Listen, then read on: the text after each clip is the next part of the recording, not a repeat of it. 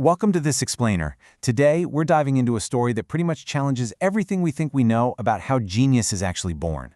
You know, when we hear the name Einstein, we immediately picture that wild-haired, universally beloved icon of cosmic brilliance, right? A guy who seemingly just pulled the secrets of the universe out of thin air. But history has a funny way of smoothing over the rough edges of reality. So today, we're going to explore the hidden origins of that genius. We're going to examine the storm growing in silence and the incredibly harsh crucible that forged the absolute greatest mind of the 20th century. It's a really profound question, isn't it? What happens to a brilliant mind when the world completely shuts it out? Take a second to really let the weight of that isolation, that unseen potential, just sink in. We almost always assume that true brilliance is going to be immediately recognized and celebrated by the establishment. But what if the exact opposite happens? What if the very institutions built to foster intellect actively reject it? And just a quick note before we really get going, this explainer utilizes fair use principles to conduct an educational and philosophical analysis of historical documents, intelligence files, and biographical texts. Section 1. The Silence of Rejection. So if we jump back to the late 1890s and early 1900s, we see a first chapter that is definitely not a triumphant march, but rather a brutal sequence of academic failures. In 1895, a teenage Einstein actually failed to hit the required standard in the general part of the entrance exam for the Swiss Federal Polytechnic in Zurich. And when he finally did get in and graduated in 1900, well, he did so with the lowest essay grades in his entire class, scoring just a 4.5 and a 4.0. But the really devastating blow came in 1901. Professor Heinrich Weber, who was his thesis advisor, categorically refused to give him an assistant post.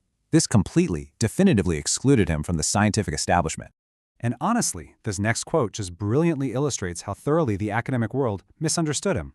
This comes directly from an ETH professor of experimental physics, Jean Pernet. He actually told a young Einstein, "Studying physics is very difficult. You don't lack diligence and goodwill, but simply knowledge. Why don't you study medicine, law, or literature instead?" I mean, imagine the sheer weight of being told by a leading professor that you literally just do not have the knowledge for the field you absolutely love.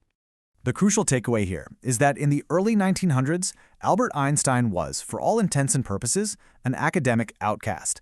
The historical sources note he was living hand-to-mouth, completely relying on temporary teaching gigs just to survive. Because he had renounced his German citizenship years earlier, he'd even spent years as a stateless nomad before finally getting Swiss citizenship in 1901. He was entirely cut off from traditional peer review networks, the rigid paradigms of the university, and all that financial support that typical young scientists totally relied upon. It was just a profound, crushing isolation. Section 2. Sanctuary in the Patent Office. By 1902, the narrative takes a really dramatic turn to Bern, Switzerland. Einstein secures a menial government job that, surprisingly enough, provides the exact intellectual sanctuary his mind needed. Just think about this crazy contrast for a second. His day job, technical expert class 3, evaluating patent applications for the electromechanical synchronization of time. But his night job, taking those incredibly practical concepts of clocks and time and using them to absolutely shatter the classical Newtonian worldview. The mundane reality of synchronizing patent clocks literally fueled his cosmic evening theories. Hey, if you're finding this journey into the hidden struggles of historical icons as totally fascinating as I am, please take a quick second to subscribe to @FamousLivesBio and like this explainer. We'd love for you to join our community and explore the incredible depths of history with us. Section 3. The Akademie Olympia. Now, while that patent office job gave him some financial stability, Einstein still desperately needed peers to bounce his ideas off of. So, since he didn't have university colleagues, he just built his own. He formed an unconventional little infrastructure called the Akademie Olympia. Founded on Easter Day in 1902 in Bern, it was basically just Einstein and two friends, a mathematician named Conrad Habicht and Maurice Salavane, a Romanian philosophy student who had actually just answered a newspaper ad Einstein put out for physics tutorials.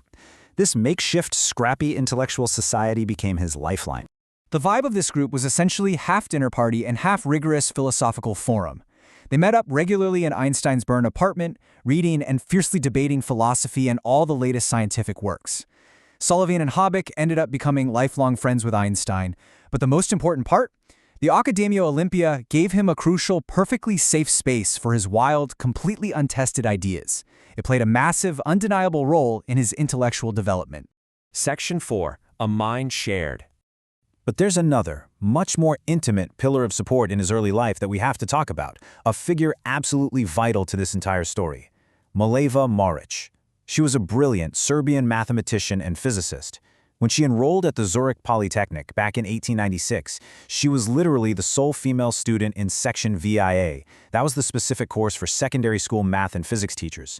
She had already overcome a childhood of tough physical hardships to excel in science, and she and Albert formed this incredibly unique, intense bond. They were basically two outcasts passionately pursuing theoretical physics together. Their intertwined path is marked by both this unbelievable intellectual connection and, sadly, profound personal tragedy. They met in 1896 as study colleagues and quickly became lovers. In early 1902, before they were even married, Mileva gave birth to an illegitimate daughter named Clerk back in Serbia. Einstein never even met the child. He kept her existence completely hidden from his family to protect his brand new patent office job. It's widely believed by historians that little Clerk died of scarlet fever at just a year and a half old. Yet, despite all this immense heartbreak, the couple married in a tiny civil ceremony in Bern in January 1903, with only their Olympia Academy friends there as witnesses. Now I want you to consider this letter, which was discovered decades later, written by Einstein to Mileva in March 1901.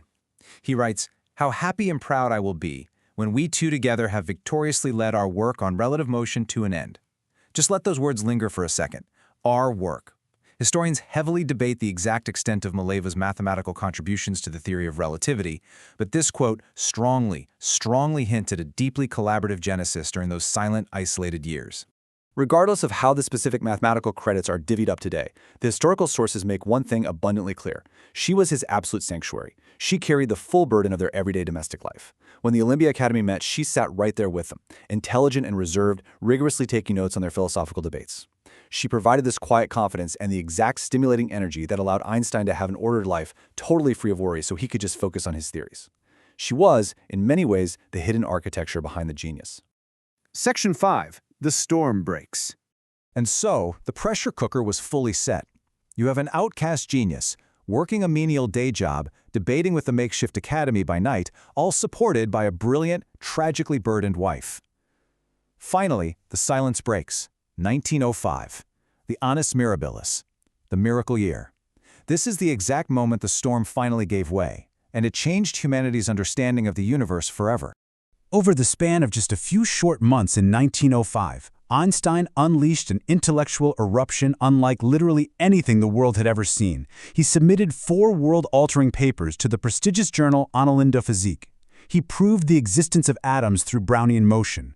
He revealed the photon theory of light with the photoelectric effect. He introduced special relativity, and he finalized it all with the equivalence of mass and energy, the famous E=mc². Boom, all in 1 year.